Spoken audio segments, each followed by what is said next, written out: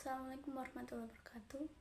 Perkenalkan, nama saya Kartika Faizanifah dengan NIM 230106341 kelas 3C.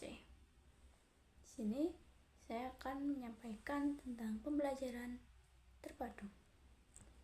Jadi, pembelajaran terpadu merupakan pembelajaran yang menggabungkan beberapa topik bahasan menjadi satu, memadukan kemampuan pada mata pelajaran, keterampilan, metode pengajaran, dan materi.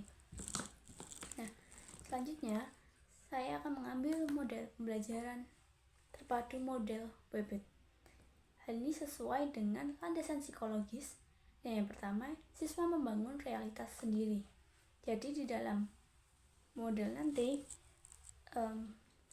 siswa membangun realitas sendiri, yaitu melalui pengamatan langsung, siswa aktif membangun pemahaman dan pengetahuan mereka.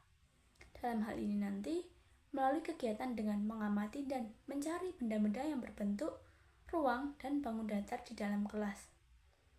Landasan psikologis yang kedua, itu pencarian pola dan hubungan antar gagasan, yang dimana pikiran manusia secara alami mencari pola dan keterkaitan antar informasi, memperkaya proses pemahaman. Hal ini dimana nanti siswa mendeskripsikan benda-benda yang ditemui, kemudian mengklasifikasikan benda berdasarkan bahan pembuatannya, dan menuliskan deskripsi ataupun ciri-ciri dari benda tersebut. Nah, model WebEd adalah model yang berbentuk seperti jaring laba-laba yang menggunakan tema sebagai dasar pembelajaran. Pendekatan pembelajaran yang mengintegrasikan berbagai mata pelajaran ke dalam satu tema utama. Dengan demikian, siswa dapat melihat hubungan antar pelajaran dan memperoleh pemahaman yang lebih mendalam tentang suatu konsep. Nah, pada bentuk jaring laba-laba ini, di bagian yang tengah merupakan tema yang diambil, kemudian seperti menjalar yang merupakan mata pelajaran yang akan digunakan pada tema. Contoh konkret model pembelajaran WebEd yang saya ambil adalah penggunaan tema, yaitu tema benda di sekitarku. Materinya apa saja sih? Yang pertama, ada mata pelajaran matematika, IPA, bahasa Indonesia, dan seni.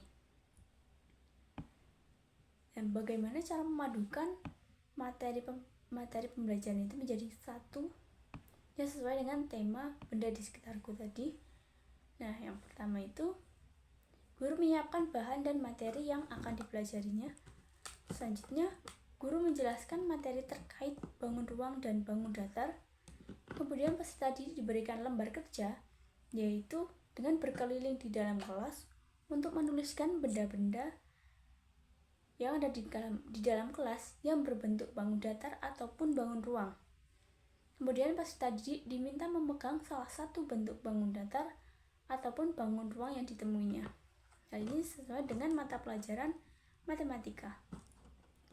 Setelah peserta didik memegang salah satu benda bangun datar ataupun bangun ruang, kemudian peserta didik diminta untuk mengklasifikasikan benda-benda yang terbuat dari kayu atau plastik atau kertas tadi dari benda-benda yang mereka temui di dalam kelas tadi. Nah, ini merupakan mata pelajaran IPA. Selanjutnya, peserta didik diminta untuk memilih salah satu benda yang berbentuk bangun ruang ataupun bangun datar, yaitu peserta didik diminta untuk membuat tes deskripsi mengenai benda yang mereka temukan atau mereka pilih. Kemudian peserta didik diminta untuk membacakan hasil deskripsinya di depan kelas. Hal ini mencakup mata pelajaran bahasa Indonesia. Nah, yang terakhir, peserta didik diminta untuk menggambar bangun ruang dan mewarnainya dan memotong pola bangun datar, lalu menempelkannya pada lembar kerja yang sudah disiapkan. Hal ini menyangkut mata pelajaran seni. Sekian dari saya. Terima kasih. Wassalamualaikum warahmatullahi wabarakatuh.